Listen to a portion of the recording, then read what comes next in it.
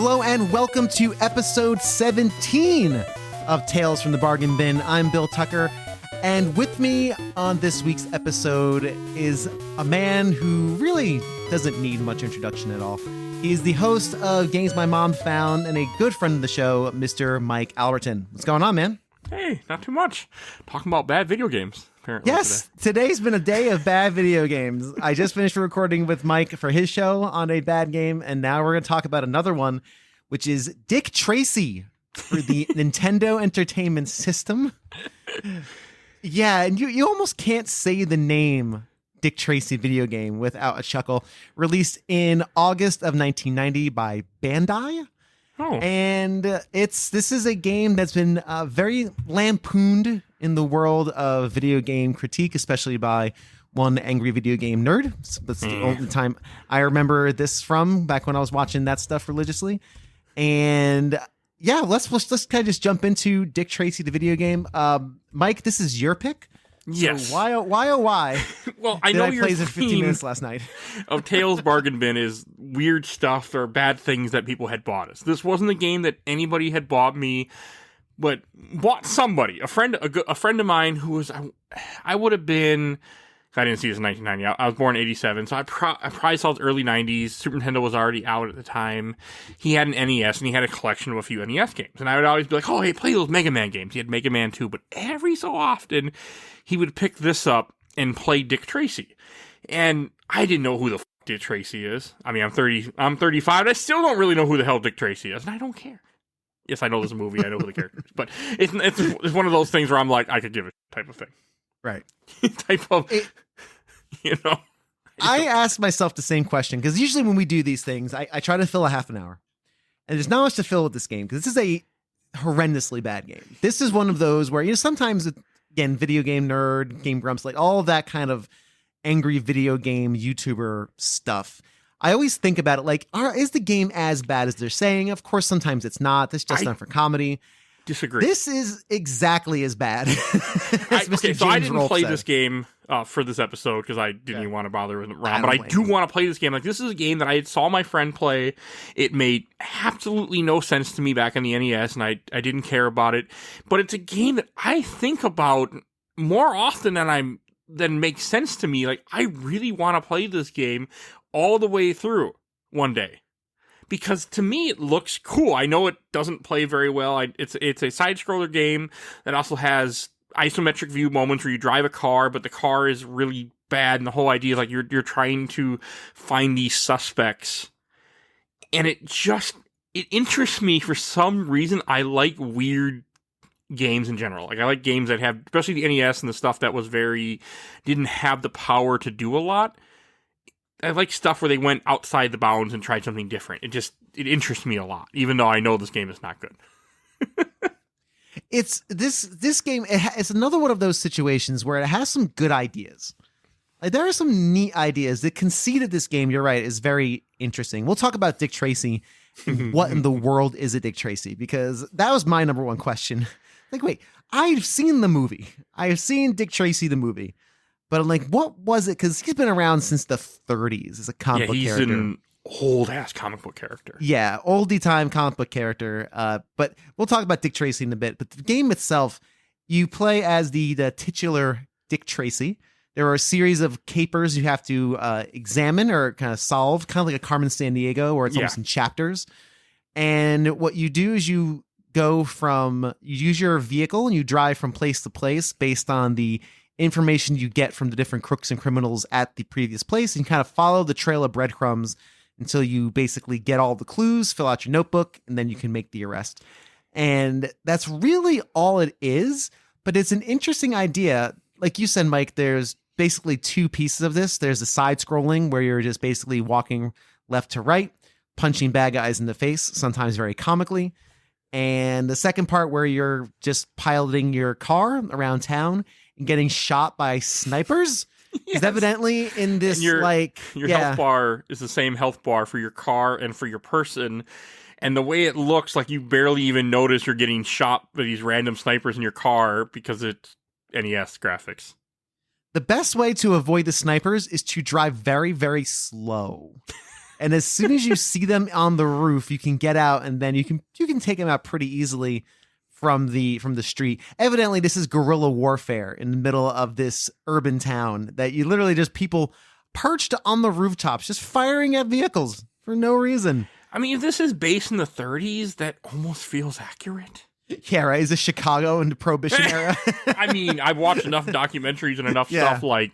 Man, it's probably not that far off to how bad that city was in the 30s. I've been watching a ton of Pawn Stars, and he made a comment, which I don't think was false, that he said like almost the entire police force, or the entire police force was under Al Capone's, was on his payroll. Oh yeah, it was a bad scene. Prohibition was not good.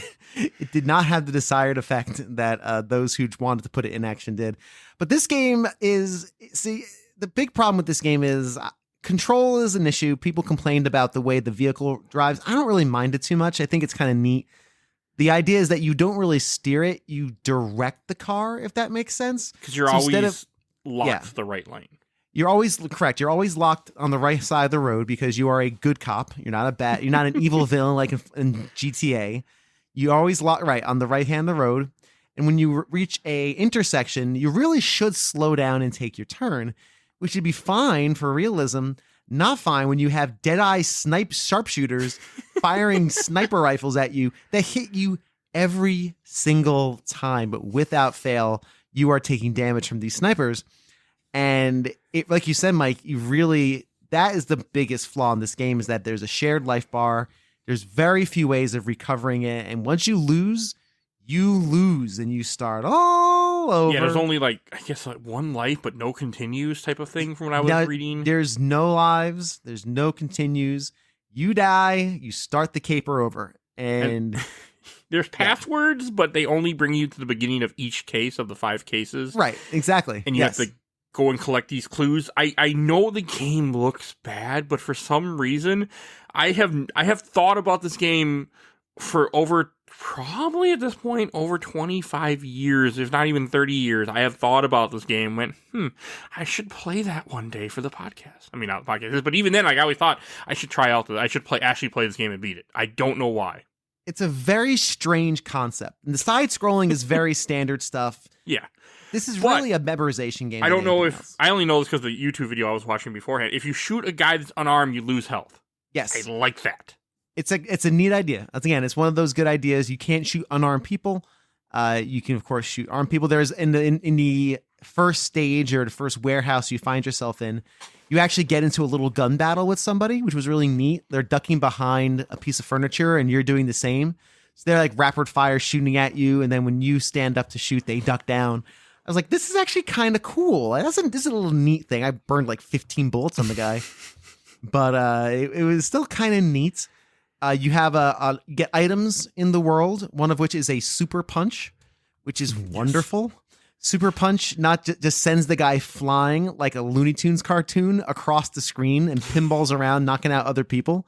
It is wonderful and great. I mean, it's just one of those games that when I saw it as a kid, I was like, this is cool. I mean, I wanted to see I couldn't play it because I was a child, but my friend wouldn't play it for me because I tried to get him to play because I wanted to see more of it, but he never got, I don't think he ever even finished a case. Like, I don't remember, but it's just one of those things that's always been in my brain. And I love, to this day, I love when games, especially older games, have just those different ways to play. Like, I love isometric parts, and you have I just love that idea. Yeah, it's got some really good ideas, and it really does its best to present a real Dick Tracy story. It has 6 of the main villains in Dick Tracy: Flat Top and This Face and That Head. I don't know. Did you even know this game existed until I mentioned it? I did. I knew from the Nerd, yes. Angry Video Game Nerd. Yeah, I remember it from that season. Again, whenever you play a game that comes from that vintage, I always kind of think, like, is it really that bad? Like, again, but this is as bad as the nerd proclaimed in his video. So, yeah. I've never watched his stuff. I just know his shtick is very angry. So I just never cared enough. I was super into it when he first came out. It was 2000. I want to say 2005. Like, that's early. It was super relatively early YouTube. I was like super into it for a while, and then I kind of just aged out of it, but probably not as soon as I should have. It was one of those like guilty pleasure type of things. After a while, I was like, oh, I gotta watch some AVGN. That's fine. I actually tried watching one a couple days ago. We can get into this is again how much can you talk about Dick Tracy, to be honest, especially without him really playing it. Not a whole. Yeah, I mean, I played it for 15 minutes last night and said, yeah, this sucks. I understand. I tasted it. I tasted the meal. It's not good. We can move on. But AVGN, and after a certain point of time, I was like, yeah, I'm just aged out of this. And I tried watching one I think it was like last week, and I got through like maybe 5 minutes. I was like, I don't know. It's just not the thing. He hasn't evolved over the years. He's still creating curse words, and again, that stuff doesn't bother me, but there's been no growth in the AVGN content over the years. I was super into it for a while. Watching a playthrough of this game, though, the idea that you have to get these clues and then go after the villain. I'm assuming there's boss fights for the villains or something. I'm assuming. I don't know. The one villain I found, I just walked up to him, hit the punch button, and then he spilled the beans in interrogate mode. But that was not the boss. That was the suspects or his henchmen that work for him. And again, that's a cool concept to me for a game. Like the idea that you have these different things you have to do. And I know there's car chases you do later on too. You have to chase after a car in that terrible car driving. Oh, yeah. I found Game Genie codes, so I'm like, I'm just gonna blow through this fast. And even with the Game Genie codes enabled, Infinite Life, I was like, this is just boring. I want to get back to Vampire Survivors. I really want to I want to get back to that on the Steam Deck. I just haven't gotten around to it. Yeah. Well, again, Steam Deck's perfect for emulation, especially in games like this. Perfect. And I did it on Steam Deck and emulation, of course. And it's an interesting specimen of a game where, again, I think if they had a little more time and experience. But again, this is 1990. This is a year before the SNES comes out. Like, this is late stage Nintendo stuff. Oh, this is the same year as the movie, but this game isn't based on the movie plot. It's based on the comic book plot. Kinda. It's weird. Yes, this is the movie. I think was 1990. That does sound right to me. That's what Google told me. It's kind of sort of, because the Madonna character is in this movie or in this game. She's one of the dossier of villains. I don't know if it has any real connection plot wise. Again, I got through 15 minutes. From what my understanding was, it was based on the comic book stuff. From at least what the YouTube video SNES Drunk told me. Yeah, the cover of it's very comic booky, I don't know anything about the comic book. Like, I know Dick Tracy exists. I've known of him since because of this game. Then I found out there's a movie that I've seen like probably one scene of that movie once in my life, then changed the channel. So, I've never watched it. I want to for my podcast, but it just never happened yet. We can just talk about Dick Tracy, the character now. That's fine. I have seen the Dick Tracy movie numerous times. Okay. Numerous. More than 10. Is there a reason? Yes. My dad bought it, and we had a finite amount of tapes. And my dad bought this movie for some weird reason, and I watched it over and over and over again. And I don't know why. Maybe because there's some light cursing, or maybe because it's like Tommy guns, or maybe I like the jacket. Probably because of, to be honest, Madonna's character. I mean, a young lad. I'm not immune to these things. But for whatever reason, I watch this movie all the time. It's okay. It's a passable film. It's fine. It evidently, I'm looking at it, it got 7 Oscar nominations. Wow. Was 1990 a rough year for movies? Best original song, she must have had Madonna probably had a song in it. Yeah, she has a song. She sings this song in there. Best makeup, art direction. It's neat. It's a neat movie. I haven't seen it in 20 years, but I remember it being perfectly fine. Warren Beatty as Dick Tracy. I don't think anybody else could have played that character better. And he still owns the rights, by the way. Does he really?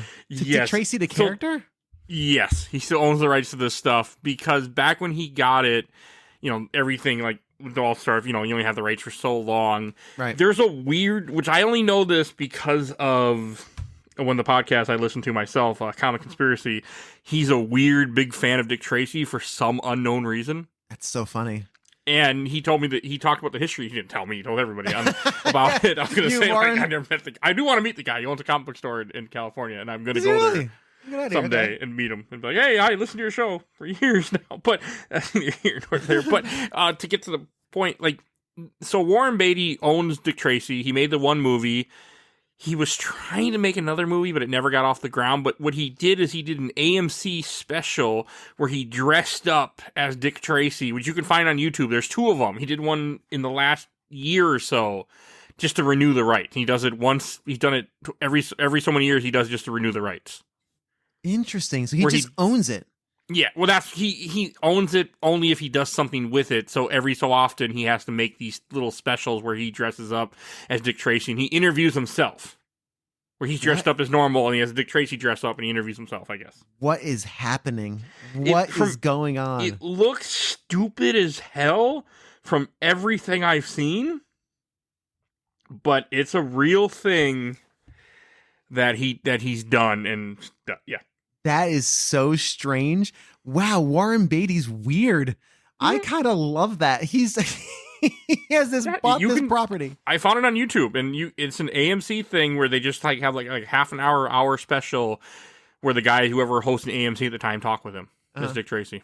That's so weird. And he's in character. Like he's in Dick Tracy character. And he's with old the hat now. His age. But yeah, he's still like, and again, it's only there just to renew the rights. This is my next 2 hours of my life is gonna be looking up Warren Beatty cosplaying as his own character just to keep the property alive. Yeah. Just in case somebody's like, we could use the Dick Tracy too. Like we really could. Maybe what's Pacino doing these days? Can he reprise the role as whatever he was? Boys, Pacino good in this. He is chewing scenery like it's chocolate. Al Pacino's candy. In this movie? Yeah, Al Pacino plays the lead. Yeah. Warren Beatty. Madonna plays Breathless Mahoney. Al Pacino's Big Boy Caprice. Dustin Hoffman is in this movie, plays Mumbles. There's some real actors in here. William Forsythe. This is one of those weird movies that I've been so curious about someday getting around to. It's crazy.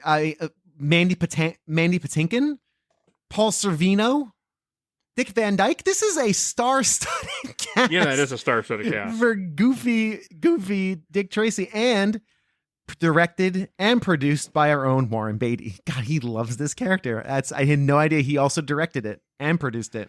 Mm-hmm. He didn't write it, but that's really funny. He's very, very proud of himself for this movie. That's so good. I love Dick Tracy, Warren Beatty. I'm gonna see if I'll put some audio in there of the conversation. I just want to watch him pretend to be Dick Tracy too. Is this movie even streaming anywhere? I don't know. That's a very good question. I'm curious now, but it's just one of those strange things that's always been on my mind, and I don't have it all because my friend played it. It wasn't really my friend. He was a couple years older than me. He was friends with my dad, and and it was just one of those things that just stuck with me. And to this day, it still sticks with me. And this is a game that I want to play. And for some unknown reason, I want to play and review it. Nothing. But yeah, this movie is available. You have to pay for it unless you have AMC On Demand. So it's on AM. I didn't realize AMC had an On Demand channel, but they all do. So because everyone got the great idea that, well, hey, Netflix is doing great. So why don't we all make a streaming service? That will solve the problem. Okay. Missing the whole point of the reason why Netflix was successful is because it was the only one. Because it started out. I remember when Netflix first started streaming very vividly because I had a DVD player that advertised Netflix streaming, and there was nothing on the service. There was absolutely nothing but documentaries. It was Documentary Central. There's nothing. And I think one of the first shows, I think Orange is the New Black might have been one of the first big Netflix shows. I think. Maybe a couple the second one. Okay. I can't remember what the first one was now. I know maybe Orange. No, I don't think Orange is the New Black was the first one. There was one before. I know Hemlock Grove was really early, which is now canceled and they took off Netflix, so you can't watch it. So House of Cards was the first. Yes. First Netflix original. Okay. Which probably would have did better had it not turned out that Kevin Spacey was not a good person. So. No, it's a shame too. I watched the first few episodes, then the whole Kevin Spacey thing happened. I was like, damn it. Yep. All right, forget it. I made the decision. I always find it interesting with games that stick with me for so long. That's what I find so interesting about Dick Tracy, that this game has stuck with my interest. Like, I'm watching a video of somebody play through it right now on YouTube, and it's like, I want to play this all the way through. I really do now, and I don't know why. But I want to just cheat it, play it with save states, and force myself through the entire game.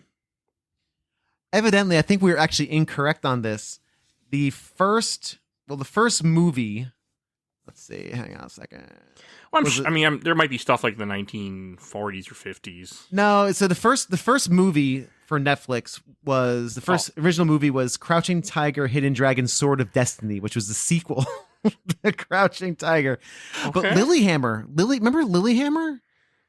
That's the one with John. Was it Steve Van Zandt or whatever from The Sopranos and Bruce Springsteen fame? I do not.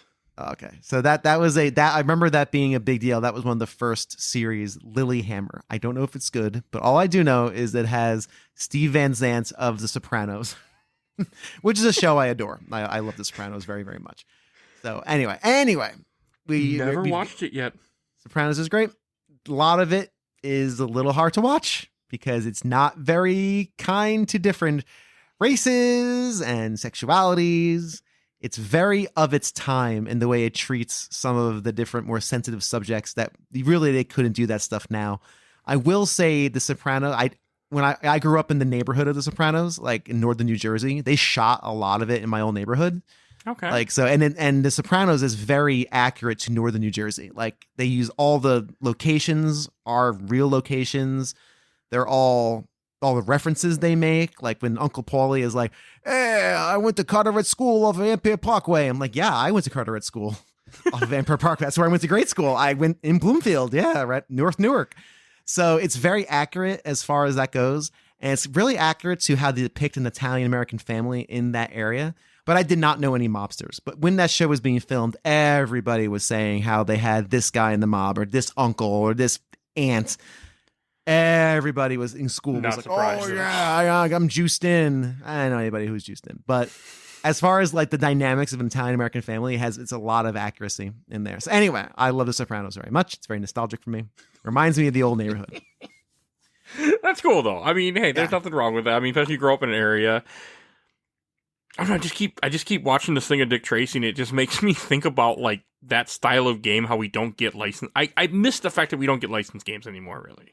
Well, we kind of do, but they're generally pretty good. Like we don't get inventive I miss the games. bad licensed games. Yeah, I see what you're saying. Yeah, like your Back to the Futures and there's something charming about I guess what is you know what it is that we're not spending $60 on them. It's extremely charming. Of course. If you emulate Back to the Future, you have some laughs, you play for an hour, and call it a day. If you pay $60 for Back to the Future LGN on the NES, that's a totally different scenario. Totally. Yeah, no, I get that completely. Where it's all depending on but I mean, just in general, like some of the 360 games I really liked were licensed titles. Born Conspiracy, a game that you're not going to hear anyone talk about. It's a game that I picked up randomly that I probably should have said with this, and it was a licensed game, and I really enjoyed it. It's not a good game, but I really, really liked it. I did not know that was a game. There are some fun ones in that era, I suppose. The Xbox era, there were some pretty decent ones. But nowadays, if it's a Marvel game, we know now there's a level of quality involved. Your Spider-Mans and things of that nature. Your Guardians of the Galaxy is well received. Yeah, I guess so. I guess there's really no room in the world for quirky, weird, risk-taking mobile, games, I guess. I said mobile, but like spin-off games. So like one thing that I was not to go along with Dick Tracy, like with this game that they mentioned is that it's in a grid map. So even if you didn't really know what you were doing, you could figure it out just by following the grid. Like even a kid would figure it out eventually because they just drive the grid. Correct. And that's cool to me. It's neat, and there actually is a few little twists and turns. There are some dead ends that you have to go, but you basically are correct because the villain will say, "Oh, I picked up the money at 9th and G," and you can go to 9th and G, and as you're driving along, you'll have a little icon that says 9th and G by the door you need to walk in. pretty neat. It's pretty straightforward in that regard. Again, you're just kind of following breadcrumbs and finding the clues. And once you find all the clues, as long as your notebook is full of clues, you can just make the arrest. Like, you don't really have to go through everything. So if you know exactly where the clues are, after the repetition of dying and dying and dying and starting over, you can pretty much blaze through it and make your way. But the game makes that crucial. Yeah, it makes a crucial mistake of, man, just don't do that. Another thing that I also want to mention is that there are other Dick Tracy games for Genesis and Mega Drive. Yes, I did see that. And Game Boy. Are they? I did not look at screenshots though. The Genesis game is a side-scroller game where enemies keep spawning in front of you and off and in the background, where you have to shoot in the background, take out the enemies in the background by pressing the C button, and then you shoot the guys that constantly are spawning on the sides of you, and it's just a run-and-gun type game. Oh, interesting. So is it kind of like, what's... Sunset Riders doesn't do that. Punisher NES. Okay, there you go, yeah. That's more of a game on rails with... maybe Sunset Riders is good. It's been a while since I played Sunset Riders. But I remember if that has that idea where you kind of shoot into the background, like you have enemies in the background that are going to shoot at you, and then you have the ones in front of you going left. It's kind of like that, and it's just a game where you run through 5 different cases of going after the villains, and you just keep shooting people. But just back in the day, I just find it so cool how they did that, where they would release a game for the multiple systems, and every game was different. Oh, I love that. I think that's really cool too. I remember the first time I ever recorded with you was for Friday the 13th. Yes. And I like that game, actually. I think it's actually pretty decent. It's not wonderful. I know you hated it. Random NES games sometimes now. Like, I don't like NES. I'm not a big fan of that system, but I am starting to... No, I hated that game, by the way. But I start to kind of enjoy some of these random games that exist.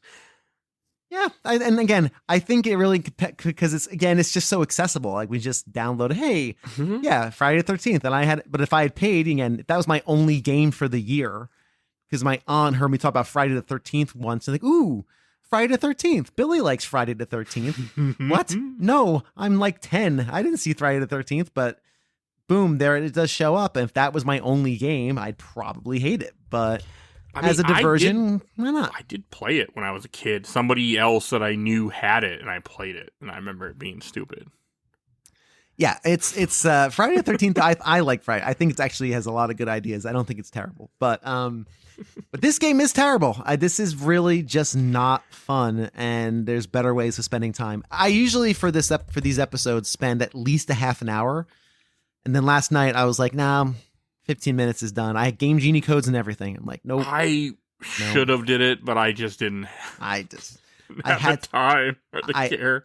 Unlike most of the world, I just discovered Vampire Survivors, and my God, that game is so good. Damn it! I have Final Fantasy to play. I have to play Final Fantasy games for this podcast series, and I am stuck in Vampire Survivors, mowing down. Anyway. That's because you're still in the fun part of the game. Oh, is it not? Does it get not fun? It got not fun for me. Okay. Personally, but I think that was more a me thing where I wasn't getting the fix anymore. I wasn't unlocking anything really unless I could do stuff, and that's when it started turning me off. Gotcha. Okay, but you're nowhere near that, so you're still in the no. I'm still stuff. baby, and I played literally. I only have like 5 hours in it, and evidently I might have 300 by the time it's all said and done. I have 40.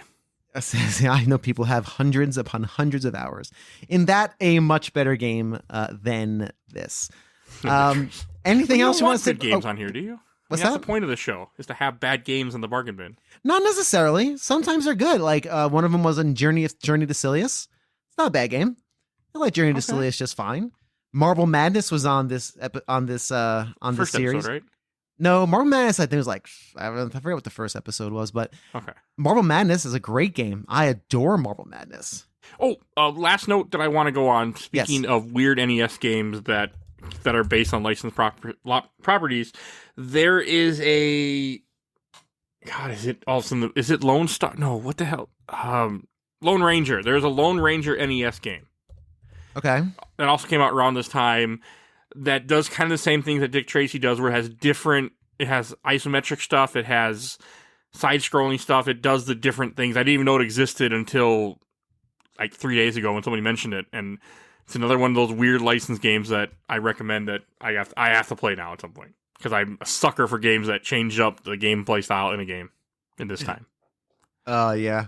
I think I agree with you. I think there is a pretty cool thing, and yeah, it looks like the first bargain bin was. Oh, well, I don't know why it's not there. Yeah, it was Marble. Yeah, Marble Madness was like the first one, but it's also number 2. Oh, I think I might have done the first one as a Patreon only thing. I don't know, whatever. It's it's odd history with this show, but yeah, Marble Madness is the first one that's on the public feed. So yeah, I love. I gotta play the new Marble Madness game for Switch. They made a new one. I forget what it's called, but it's like a Marble Madness. I'm dying to play it. Cool, man. We made our 30 minutes. Boom. Okay, because I don't think I have anything else to say about Dick Tracy. I got nothing else about Dick Tracy. So here's the final question then. Even though you have not played it and you just watched somebody else play it, based on your limited experience with Dick Tracy, are you bringing it back to the store? Are you putting it back in the bin, or are you taking it home? I want to play it. Yeah. I honestly want to play it for my podcast. Okay. No question. So I'm bringing it home because I want to bring it home. It looks cool. I mean, if I would have been a kid that understood, or if I would have actually just looked up a guide and tried to play the game at some point, which I'm going to probably do, again, the fact that I've thought about the game for over 25, 30 years means I have to one day play it and beat it. See, but that's the thing. To enjoy it. As a kid, there was no such thing as looking up. So you just no. But honestly, in this game, you can figure it out. Like, it's not super obtuse. It's just a royal pain in the gameplay.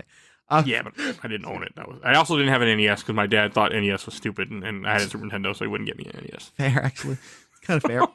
I never had an NES. I agree with you. The NES, I think, video games, not in peak, but the SNES is a market improvement over most things on the NES. Oh, yeah, and I had a Super Nintendo, and he's like, why do you want an NES? I'm like, well, Mega Man 2.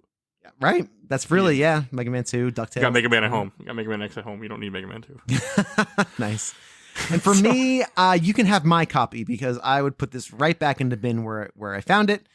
And this is just not a fun game for me. I can see, I agree. I think it's interesting, but as far as a fun game that I want to play, even with cheat codes, infinite energy, infinite everything, I was, better things to do with my time. There's something for me with that strange games where I just have that need to play it, beat it, and then I can move on and never touch it again. And it's this weird thing with me in my brain where if the game had somehow been in my life, I want to finish it.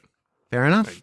Fair enough. So, I'm still bizarre by this game, and I want to watch a Dick Tracy movie one day too for some unknown reason. So yeah, there's that too. If you have the hunger for a Dick Tracy movie, The Rocketeer has a very similar steez to it. Just in like that.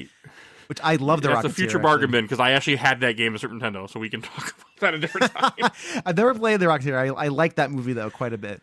So if you like the Rocketeer, the Dick Tracy has a similar kind of vibe and feel. Even cinematography has a very soft feel to it.